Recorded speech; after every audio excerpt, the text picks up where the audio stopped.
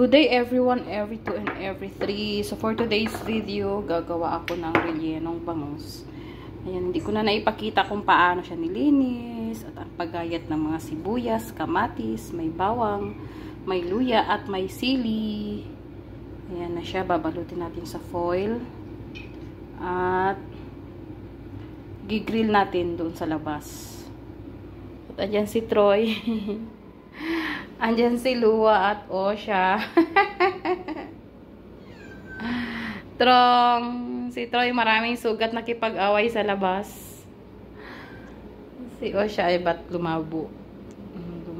Si Osha gustong umakyat, pati si Lungang. Si Troy naman ayaw sa kanila. Pag nandito na yan sila sa taas, bababa na yan si Troy. At ayan yung ating rellenong bangus for the lunch. Para sa tanghalian namin.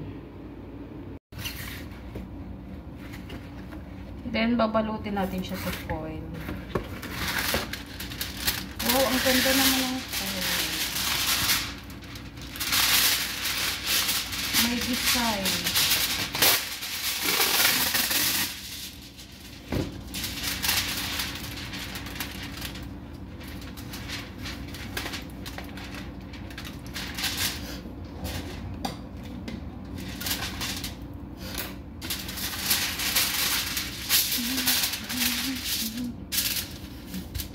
Ba't papahiran natin ng mantika para hindi dumikit yung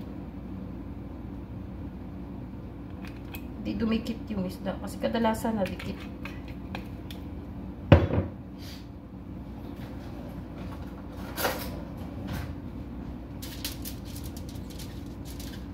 Kadalasan dumidikit.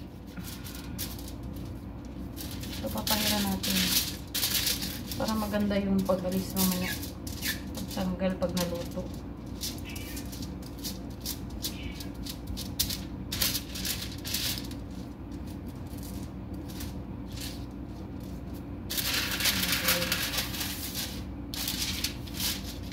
Pareho lang ba?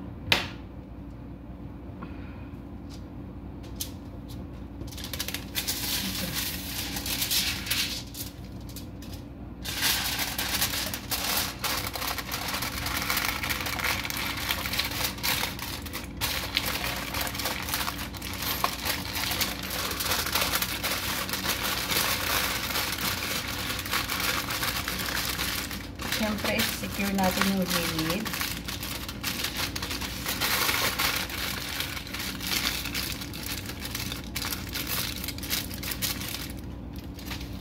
At babalutin ko pa ng isang beses.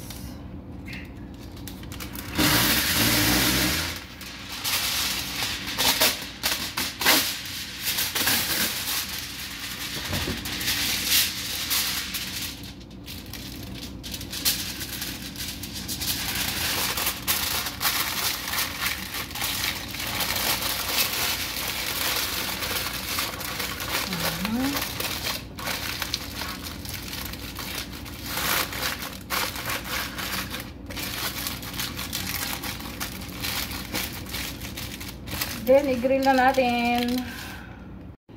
Ito yung ating ihawan. Kahapon lang namin ito inayos kasi nasira na yung kanyang cover.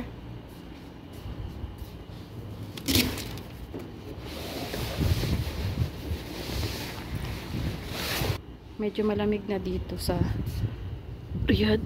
I-on lang natin dito.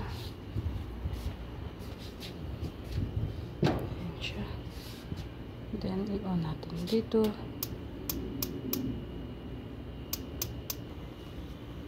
Naka-on na siya. Nasa malakas siya. Lagay natin sa malakas.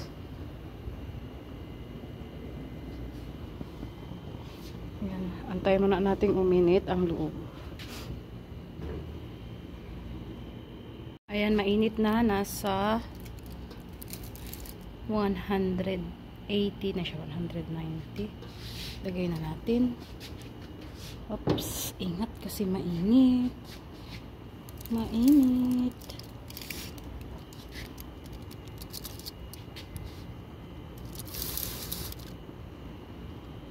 And then, close natin. Balikan natin mamaya. At habang niluluto ko yung bangus sa labas, gagawa ako ng repolyo with eggs.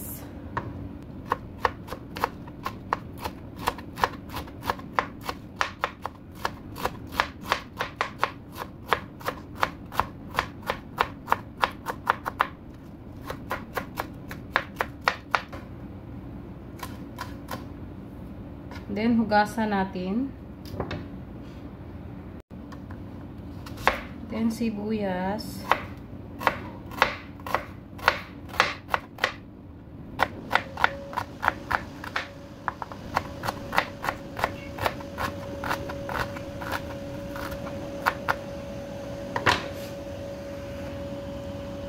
At kalahating kamatis.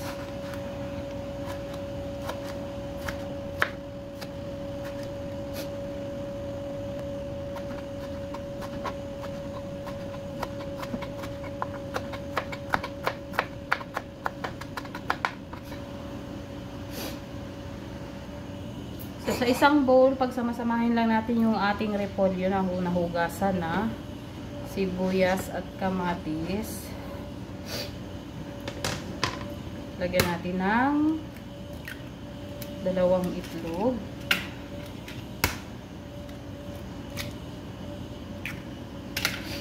Lagyan ko ng magic sarap, paminta, asin, konting chili flakes. At lalagyan ko rin ng zaater. Yan siya. Then, lalagyan ko rin ng cheese. Mozzarella cheese. Para mas malinamnam. Frozen itong cheese ko. Kaya ganyan.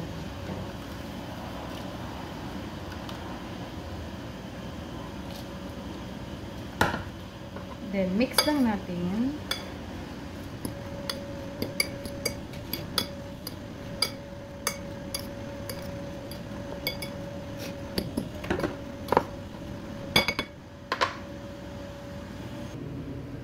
At ayan, nagpainit na ako ng kawali. May mantika na rin siya.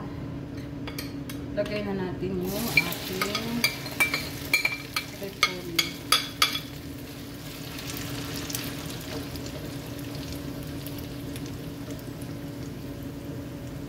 Hinaan lang natin ang apoy. Then, takpan. Mahina lang ang apoy.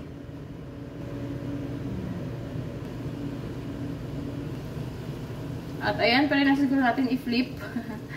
Ay, medyo malambot pa siya, pero okay lang. Ay, kabayo. Nasunog ako. So, sa pag-flip, medyo mahirap.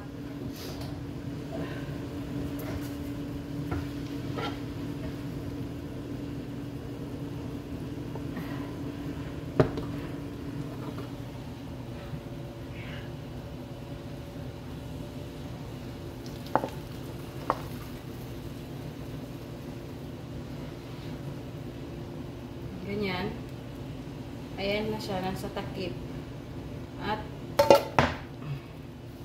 perfect! Then, balik natin. Ayan na siya. Then, takpan. Diba? Easy lang. Ayan, luto na yung ating cabbage. Lagyan na natin sa pinggan.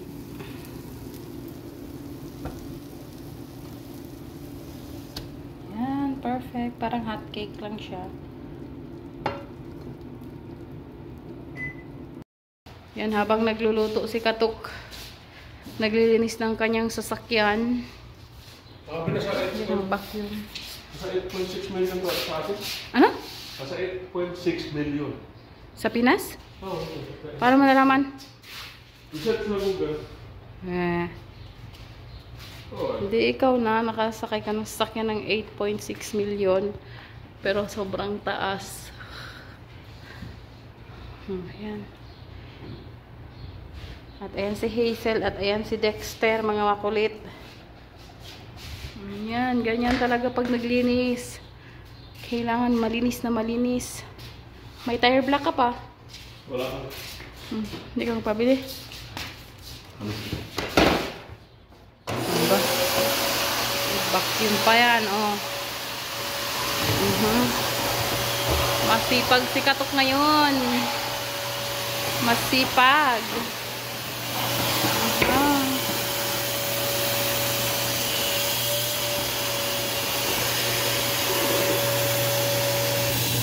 Puntahan natin yung bangus.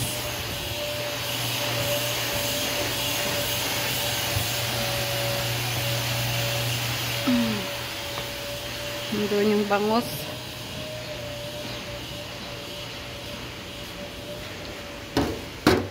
Sininaan na niya ang apoy. Init! OMG, ayan. Maya-maya pa daw. Maluluto na. Ayan na, the moment of truth. Dalawa yan, guys. Doble.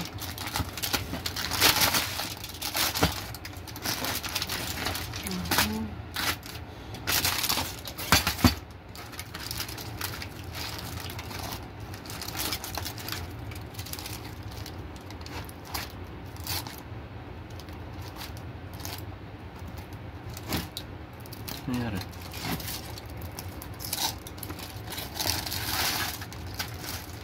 Nasunog. Kalakas ang kasunog. Apoy mo kanina. Wow. Perfect. Okay lang, oh.